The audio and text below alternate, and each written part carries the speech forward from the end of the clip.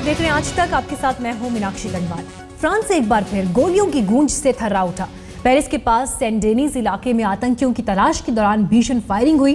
Police ने जब आतंकियों के ठिकानों पर छापा मारा तो उन्होंने अंधाधुंध गोलियां वहां पर बरसानी शुरू कर दी। इस हमले में एक महिला फिदायीन समेत 3 आतंकी मारे गए और 7 को गिरफ्तार किया गया है। इन आतंकियों के अलावा ISIS के 2 और आतंकियों का वीडियो सामने आया। उन्होंने पेरिस जैसे और हमले करने की धमकी दी है और इन सब के पीछे 27 साल के मास्टरमाइंड अब्देल हमीद अबाउद का हाथ माना जा रहा है। फ्रांस में फिर गोलियों की गूंज। पेरिस के सेंट डेनिस में अंधाधुंध फायरिंग। IS के ठिकानों पर फ्रांस की बमबारी। आतंकी हमले पर बोले IS के 2 आतंकी। फ्रांस से लेकर सीरिया तक और जमीन से लेकर आसमान तक हर तरफ खौफ है। पेरिस में हुए आतंकी हमलों के बाद से अब तक सब कुछ शांत नहीं हो सका है। पेरिस में हुए हमलों को लेकर 3 बड़ी तस्वीरें सामने आई हैं। पहली तस्वीर पेरिस के पास सेंट डेनिस इलाके की है। यहाँ पर फ्रांस पुलिस ने एक अपार्टमेंट में छिपे आतंकियों पर फायरिंग की। दूसरी तस्वीर सीरिया में IS के ठिकानों पर फ्रांस के विमानों से बमबारी की है। तीसरी तस्वीर IS आतंकियों की है। ये आतंकी पेरिस हमलों को सही ठहरा रहे हैं और नए हमलों की धमकी दे रहे हैं। पेरिस में हुए हमले के बाद इस्लामिक स्टेट संगठन की मीडिया विंग फुरत मीडिया ने एक वीडियो जारी किया है। इसमें 2 आतंकी पेरिस हमलों को एक्शन के जवाब में रिएक्शन बता रहे हैं। साथ ही नए तरीके से हमलों की धमकी भी दे रहे हैं। देखिए ISIS का आतंकी अबू जुलाइबिब किस तरह आतंकी साजिश के बारे में बता रहा है। Verset 14. Combattez-les, Allah les châtiera par vos mains et va les humilier et vous donnera la victoire sur eux et guérira les poitrines d'un peuple croyant. Et walillah alhamd, par la grâce d'Allah subhanahu wa ta'ala, nos poitrines sont guéries. ISIS का एक और आतंकी अबू उमर अल फिरंसी ने Paris हमलों को असली जिहाद बताया है। साथ ही ये धमकी भी दी है कि अगर उन पर हमला बंद नहीं हुआ तो वो लाशें बिछाने का काम करते रहेंगे। Inch'Allah, je vais leur adresser ce message. Vous nous attaquez et on vous attaquera comme vous nous attaquez. Voilà, c'est aussi simple que ça. Subhanallah, vous nous bombardez et vous vous attendez à aucune réaction. Par Allah, on réagit. Vous croyez que on va... Non, on réagit, subhanallah. Nous aussi, on ramasse des musulmans, des innocents qui se font bombarder dans leurs maisons, dans les marchés, subhanallah.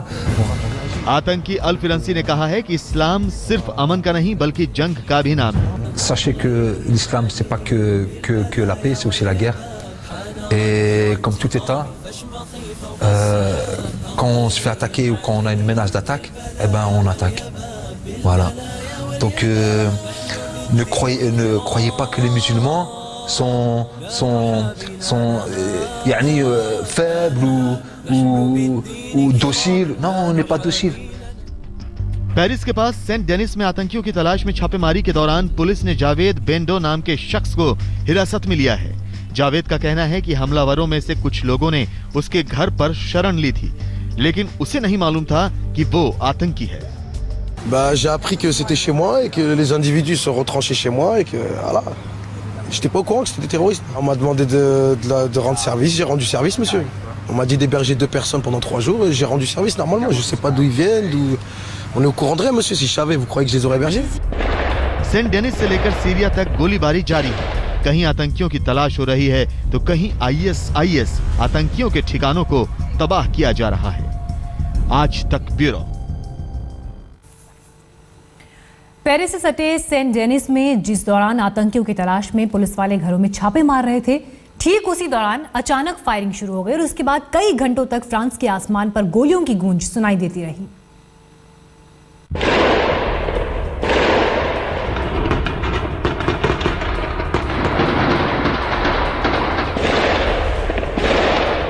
तड़के 4:30 बजे जब Paris एक परेशान नींद में सो रहा था, तभी शहर से 25 किलोमीटर दूर के सबर्ब सेंट डेनिस इलाके में गोलियां गरज उठी।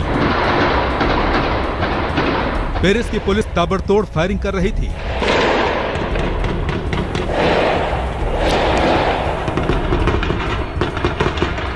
साफ हो चुका था कि पेरिस को दहलाने वाले आतंकियों का खौफ खत्म नहीं हुआ है, बल्कि ये ऑपरेशन पेरिस को दहलाने वाले मास्टरमाइंड की तलाश के लिए था, जिसका नाम है अब्देल हमीद अबाउद। इस ऑपरेशन की कमान बाद में सेना ने ले ली। लगातार गोलीबारी और धमाकों के बीच मौतों की खबर आने लगी। पुलिस और सेना के ऑपरेशन में 2 आतंकियों की मौत हुई है, जिनमें एक आत्मघाती हमलावर महिला भी शामिल थी। मुठभेड़ में फ्रांस के कुछ पुलिस वालों के घायल होने की खबर है, जबकि एक पुलिस वाला मारा गया है। पेरिस पुलिस का कहना है कि सेंट डेनिस के जिस इमारत से आतंकी गोलियां बरसा रहे हैं, वहां इसका मास्टरमाइंड अब्देल हमीद भी छिपा हुआ है। इस बीच पल पल बदलते माहौल और सीरिया पर होने वाले हवाई हमलों के बीच खतरे की आहट भी सुनाई दे रही है। एयर फ्रांस के 2 विमानों को आज सुरक्षा कारणों से डाइवर्ट कर दिया गया। ये दोनों विमान अमेरिका से पेरिस के लिए उड़ान भरने वाले थे, जिन्हें सॉल्ट लेक सिटी, उटा और हेलिफैक्स भेज दिया गया। बताया जा रहा है कि हेलिफैक्स भेजे गए विमान में बम की अफवाह थी। फ्रांस में पुलिस उन 2 कारों के सहारे तमाम लोगों तक पहुंचने की कोशिश में है, जिन्होंने हमले में आतंकियों की मदद की या पेरिस में पनाह दी। पुलिस ने एक काले रंग की कार बरामद कर ली है। धमकियों और खतरे के बीच फ्रांस दहशतगर्दों के खूनी इरादों को ध्वस्त करने में लगा हुआ है। आज तक ब्यूरो। और इस पूरे ऑपरेशन पर इस वक्त हमें और जानकारी के साथ अपडेट कर रही हैं पेरिस से हमारी संवाददाता स्मिता शर्मा। स्मिता, सबसे पहले तो आपसे ये जानना चाहेंगे कि जो ये ऑपरेशन चल रहा था, क्या ये पूरी तरह से खत्म हो चुका है और क्या कुछ हाथ लगा पुलिस के इसके बाद?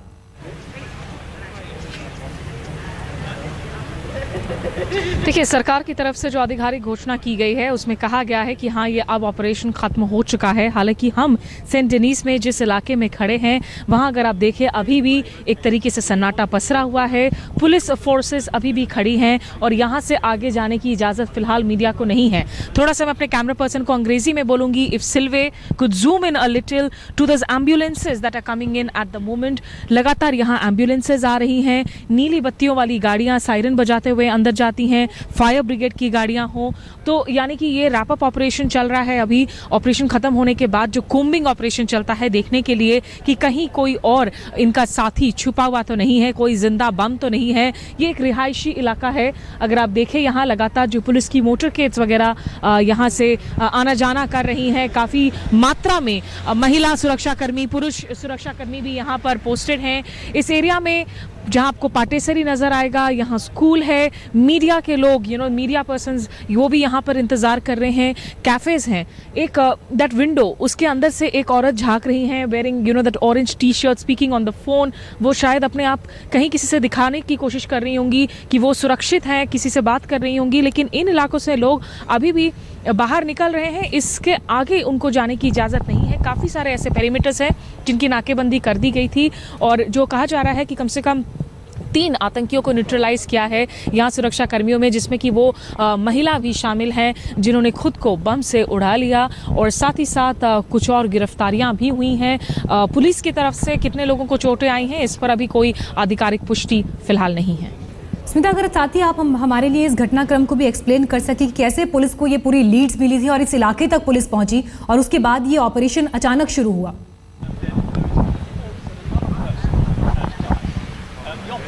देखिए, अचानक नहीं, शुक्रवार को जब से आतंकी हमलों में कम से कम 130 लोगों की जान गई, पेरिस के 6 ऐसे केंद्रों में जो कैफेटेरियाज हैं, पिज़्ज़ेरियाज हैं, स्टाद दू फ्रांस जो यहाँ से काफ़ी नज़दीक है, 2 किलोमीटर की दूरी पर है वो स्टेडियम जहाँ फ्रांस और जर्मनी के बीच में एक फ्रेंडली मैच, सॉकर मैच खेला जा रहा था, जिसे खुद फ्रेंच राष्ट्रपति ओलांद बैठकर देख रहे थे। और इस इलाके में जो है देर रात भर पिछले 48 से 72 घंटों में कम से कम 200 छापेमारी की गए हैं तमाम इलाकों में। यहाँ पे मैं आपको रोकना चाहूंगी, तस्वीरें हम देख पा रहे हैं, ग्लेनोब्ल, दरवाजे के बाहर, ये सारे वो इलाके हैं जहाँ पुलिस की छापेमारी चल रही है। जी स्मिता, आपको मैं यहाँ पर रोकना चाहूंगी। हम कुछ तस्वीरें देख पा रहे हैं जिसमें एक दरवाजा है जिसे पुलिस तोड़ने की कोशिश कर रही है, अंदर घुसने की कोशिश कर रही है और इस तरह की रिपोर्ट्स मिल रही हैं कि ये चर्च का दरवाजा है। ये वो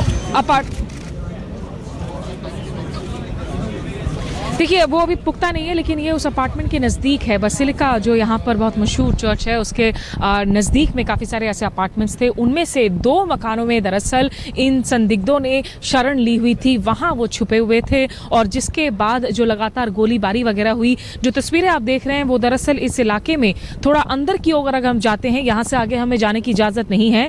अगर आप स्ट्रेट जाकर लेफ्ट जाएंगे तो वो एरिया आता है जहाँ पर पूरे ऑपरेशन को अपने अंतिम रूप तक उसको अंजाम दिया गया है और पुलिस फोर्सेस आखिरकार अपने आखिरी चरण में घरों के दरवाजों को तोड़ते हुए अंदर तक पहुंची है। सुबह इसी रेड के दौरान, क्योंकि बिल्कुल सुबह 4:30 से 4:45 बजे के बीच स्थानीय समय में इन दौरों की शुरुआत हुई थी, इन छापेमारी की शुरुआत हुई थी और पुलिस वाले जब इस घर पर पहुंचे थे तभी उस महिला जिहादी ने, माना जा रहा है, खुद को बॉम्ब से उड़ा लिया था।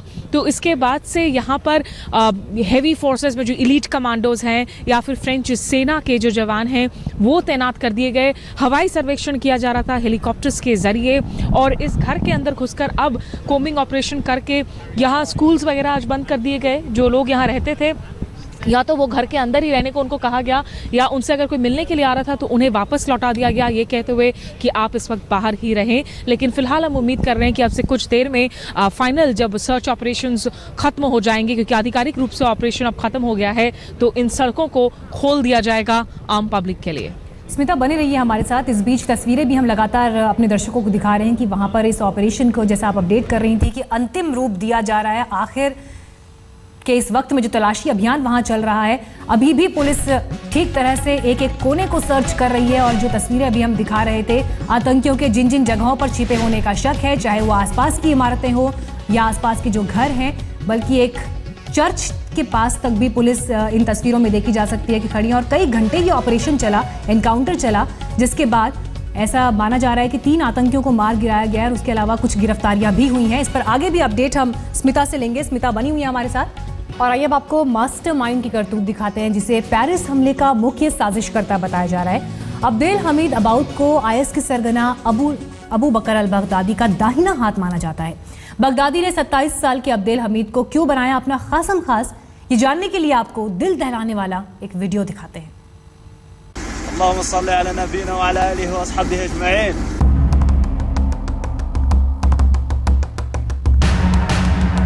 निरीह लोगों को गोलियों से छलनी करने के बाद भी जब दिल भरा नहीं तो लाशों को अपनी गाड़ी से बांधकर घसीटने लगा। यह वही दहशतगर्द है जिसे पेरिस पर हुए आतंकी हमले का मास्टरमाइंड कहा जा रहा है। ये तस्वीरें उसी अब्देल हमीद अबाउद की हैं, जिसने फ्रांस जैसे आधुनिक और मजबूत मुल्क के सारे सुरक्षा इंतजामों को धता बताकर उसकी राजधानी पेरिस को थर्रा दिया।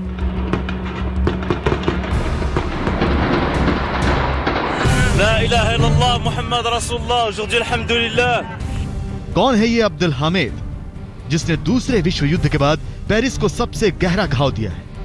27 साल का यह दहशतगर्द बेल्जियम का रहने वाला है, जिसने अपने ही मुल्क को छलनी करने की कई नाकाम कोशिशें की हैं।